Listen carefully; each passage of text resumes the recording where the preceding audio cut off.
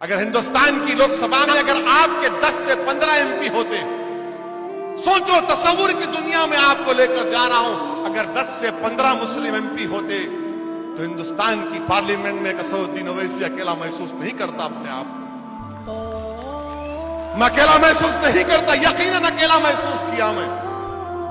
सुनो भाई सुनो, नारेबाज में सुनो, क्यों अकेला महसूस किया मैं?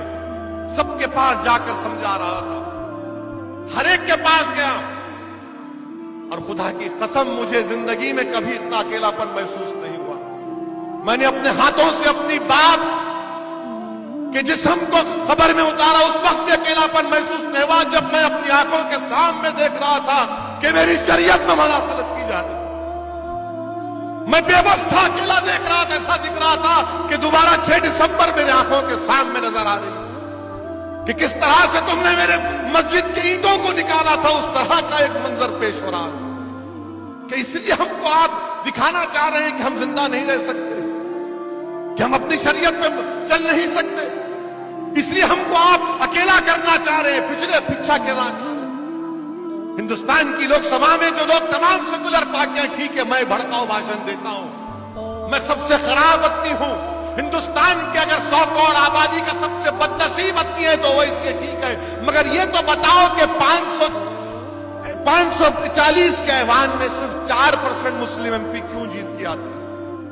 सोचो भाई, ये आपके लिए कह रहा हूं, मुझे शिकवा गिरा आपसे है, उन लोगों से नहीं है मुझे, क्योंकि आपको तय करना है आज। अगर आज आप ये सो जाएंगे कि नहीं वो फैन आप क्या करेंगे, मुतबादिल नहीं है हमारे पास, ठीक है हराओ मोदी को। मैं नहीं कह रहा हूं कि मत हराओ मोदी को, मैं ये नहीं कह रहा हूं आरएसएस को, बीजेपी को मत हराओ, मैं ये भी नहीं कह रहा हूं कि शिवसेना को मत हराओ, मगर क्या तुम महाराष्ट्र के असेंबली में 5-6 दीवानों को कामयाब नहीं कर सकते, जो सिर्फ तुम्हारे नाम पर पागलों की तरह तुम बोलेगा उठ बारिश तो उठ जाएगा, बैठ बारिश तो बैठेगा, भाग इम्तियाज तो भागेगा तुम्हारे नाम पे। बताओ मेरे भाई, कौन है तुम्हारा फिर जिन पर आपने भरोसा किया? वो क्या किए?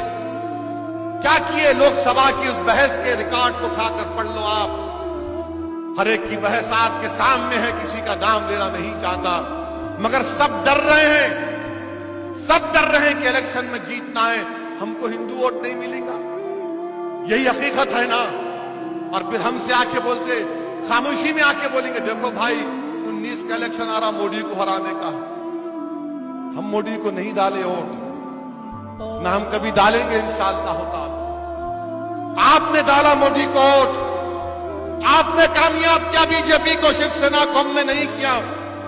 अरे हम तो बरसों से तुमको ही डालते आ रहे ना, हमारी 1 नस्ल, 2 नस्ल, 3 नस्ल, 4 नस्ल, 5 नस्ल निकल गई, तुमको ही वोट डाल रहे।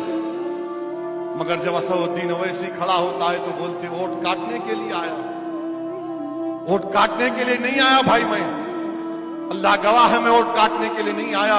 मैं इन लोगों को करीब से जानता हूं, मैं इनको करीब से जानता हूं, जिम्मेदारी के साथ कह रहा हूं कि